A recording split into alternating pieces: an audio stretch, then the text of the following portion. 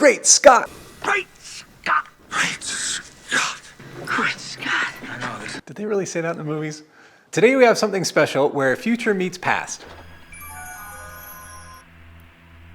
And speaking of past, we've got a 1987 Toyota Hilux pickup. It's got the rugged charm of the 1980s, but we're gonna bring it back to the future. Does it run like on regular unleaded gasoline? Unfortunately, no. It requires something with a little more kick. For today's sponsor, we have the 70mi dash cam A800S plus rear cam set.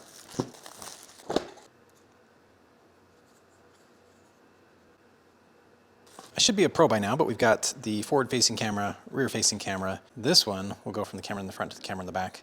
This one is your power cable. So we'll pick a car and see if we can install it.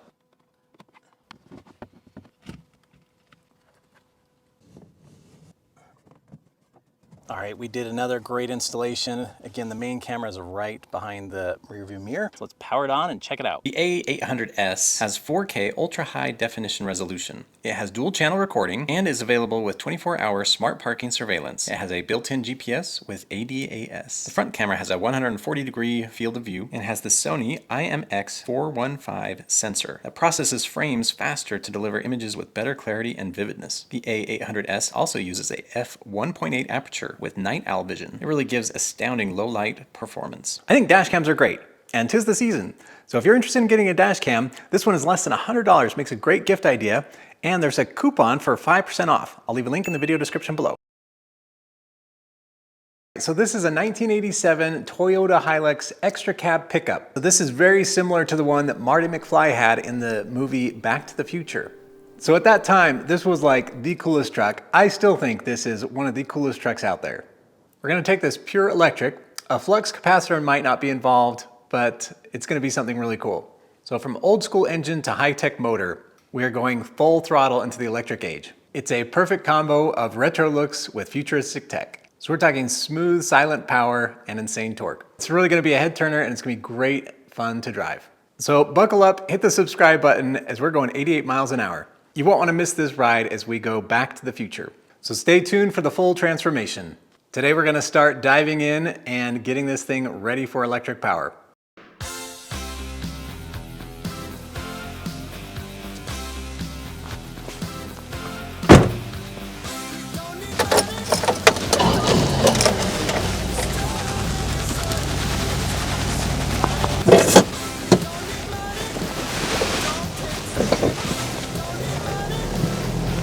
Drives pretty smooth.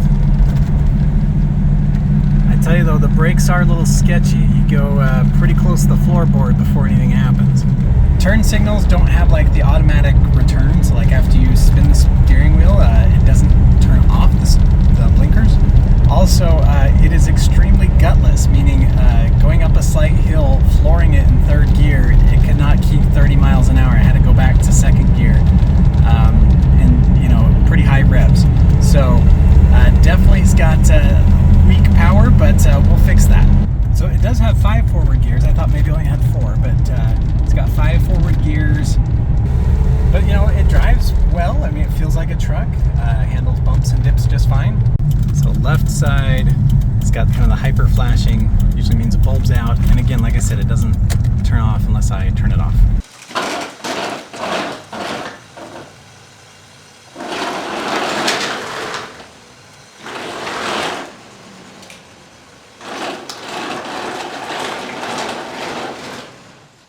So we're gonna go ahead and back this in. We're gonna get the Jeep off the lift, put this one on the lift, and take the motor out and get some scans going.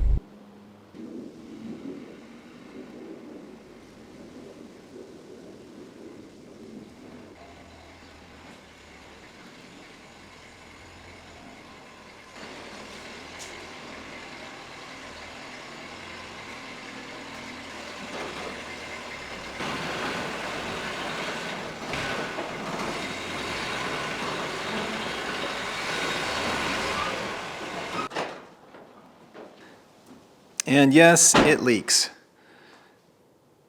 255,000 miles. The gas gauge does not work. So yeah, this is a really clean interior. It's a really good looking truck. This will be great for a conversion. This does not have automatic door locks or windows. This is what they used to use back in the day.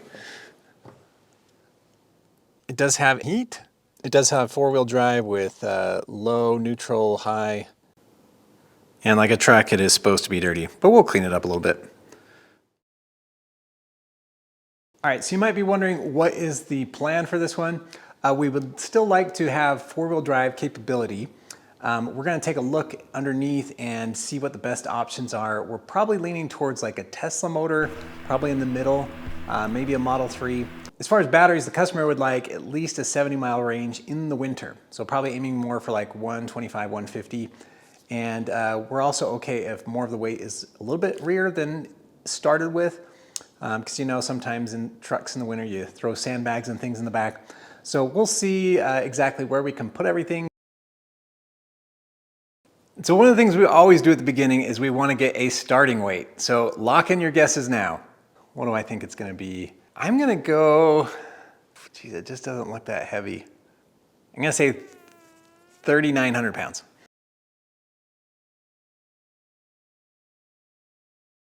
All right, was your guess locked in? Here's what we got. 3,200 pounds. That's a really light truck. So it looks like left to right, we're pretty well right around 50%. Yeah, so about 52.48. So that's actually not bad. I thought it would be a lot more front heavy. 1,466 kilograms. First, we need to start taking things apart. All right, so I think what we'll start with is take out the exhaust, gas tank, and I think that's what we'll do for this episode. I go to my trusty torch, heat up the bolts, use just a little bit of lubricant to get the exhaust off all the hangers. This exhaust seems a lot easier than some of the other ones I worked on. So I got from the catalytic converter back all the way off.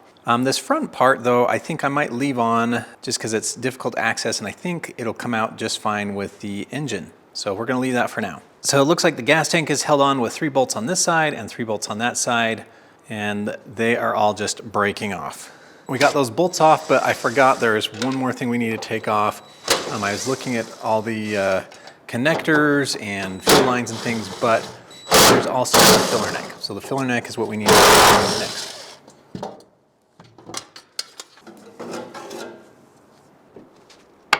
Okay, I just got all the gas lines and electrical connectors off from up here, so I think we're good to bring it all the way down. Okay, we are down and off.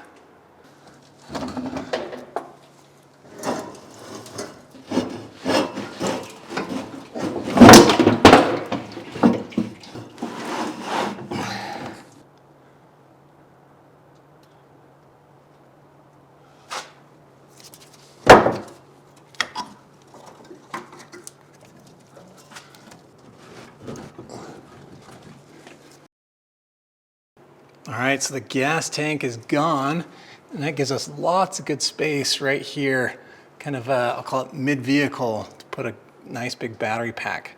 So in front of the rear wheels, above the drive shaft right here. And then again, I think up front we'll do a Model 3 or probably small Model S motor. Gas tank is out.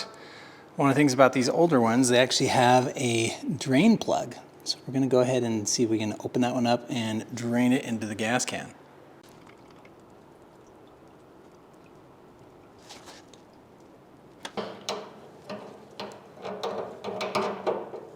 Kind of hoping to just kind of go to a more steady leak.